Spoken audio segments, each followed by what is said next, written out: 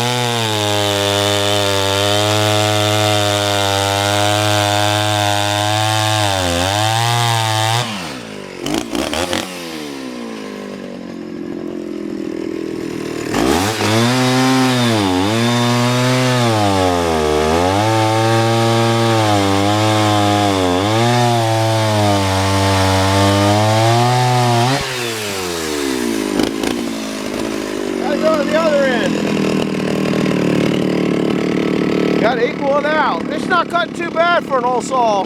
Looks like about a minute around. That ain't bad. It's only got 1, 2, 3, 4 more minutes to go.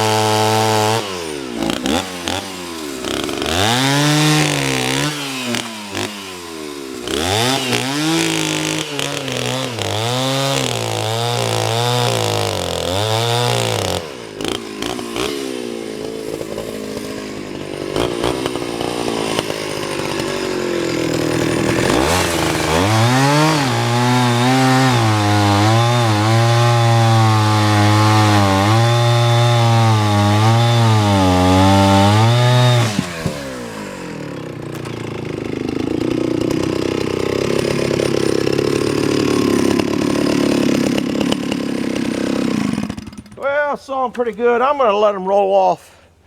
I'm gonna let it roll down and then finish those 3 little cuts off. Now I'm gonna have the when you come back, I'm gonna have the green bucket on. So we'll be back in a little bit. I'm just gonna, I don't know if I'll go having them drop on my toe right now. Be back. Hang in there. Bye. Well, this is part of the program. A lot of you guys that are new here, I don't run a log lift. I run a big bucket. And what's nice about this, I can saw my wood anywhere or up in the woods. And I don't have to move the wood splitter to the wood. I don't have to roll rounds to a log lift, because I got a log lift that's gonna, you're waiting all day long for a log lift on every other log. Now if that's all you got, then that's what you gotta do.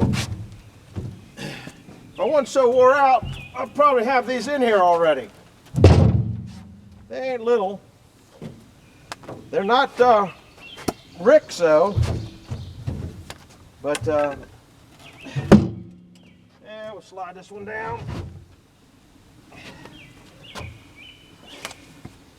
Oh, we got one right here, don't we?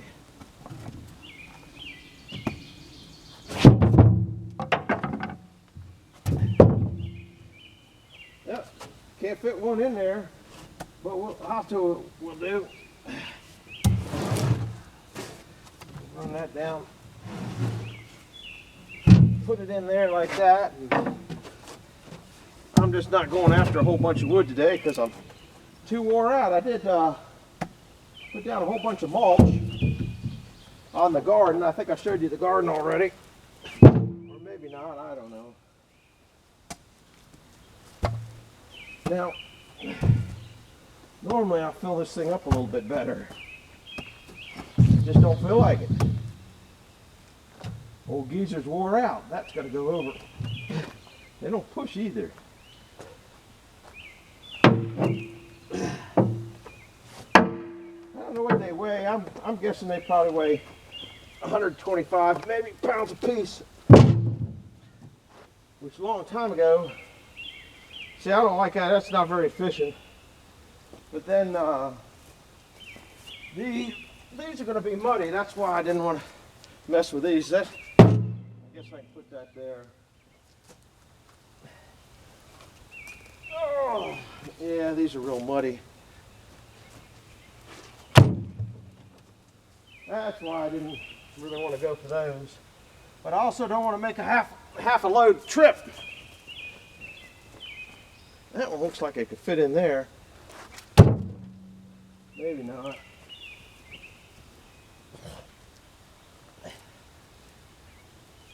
This one's not too bad. It might fit in there. Yeah, how about that? Whew. I'll bring it back when I got it all filled up. I got what, 3 minutes in it now? And if I was 30 years younger, I'd had it full. So we'll be back when we're over at the wood splitting table. All right, welcome back for chapter 2 of wood splitting, jabbering, whatever. So we're going to start it back up, and I'll show you how I'll start. If you're here last night, saw last night, which most of you are, I split wood different than anybody else, and I've explained in last night's video quite a few different things I do for splitting that are different than anybody else. The table one, and I don't know, single. I like the single wedge. Rust is almost all gone. Anyhow, we'll pull this over and, whoops, and these ain't no little logs either. I'm guessing probably, I think they might go 150, I know they go 150 pounds each. And that's too much for this old geezer anymore. So, like I said in the last video, you watch a lot of people squish a bug. That'll be in the way. When they split a big one, it goes every kind of direction. With a one-way long taper wedge, it's going to go right on my table, and it's not going to be a worry about killing myself, I hope. And then the other piece, I'm not picking it up, I'm just moving it. It's different than picking it up. I don't know how to explain that to you, and I don't know if the camera's going, because half the time I forget to turn it on. No, it's still going. Anyhow, I got these 3 big rounds, which are big for me. I'm going to see if I can't make them big stuff into little stuff.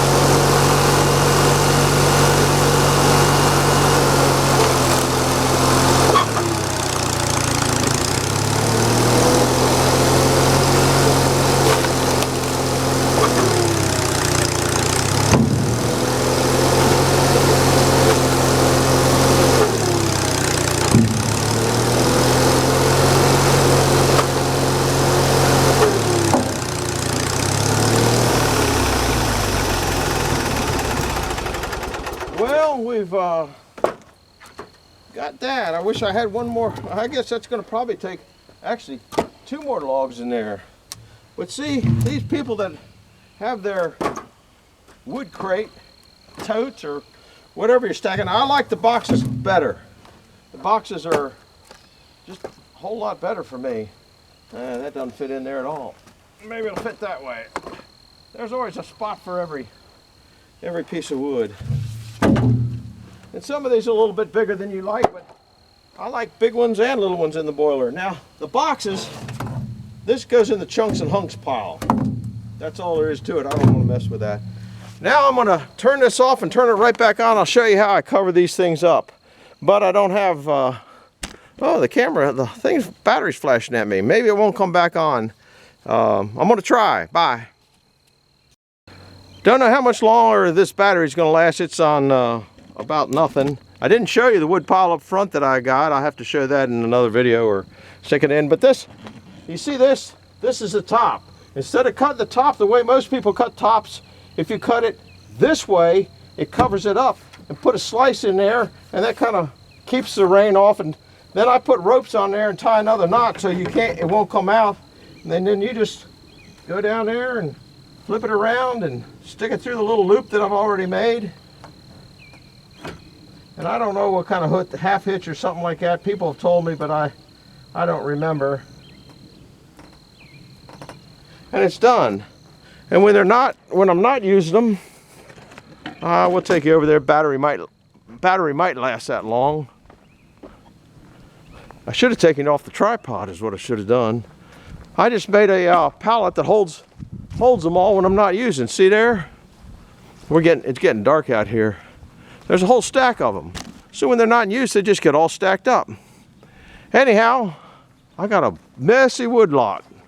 I'm going to start doing some wood instead of sawmilling. So that's about it for talking about how to do firewood and stuff like that. And hope you liked it. I hope you learned a couple things. Hope a couple things I said make sense. Keep your pile close. If you have something that can pick the equipment, pick the big bucket up, it's going to be the best investment you ever made, even for cleaning stuff up.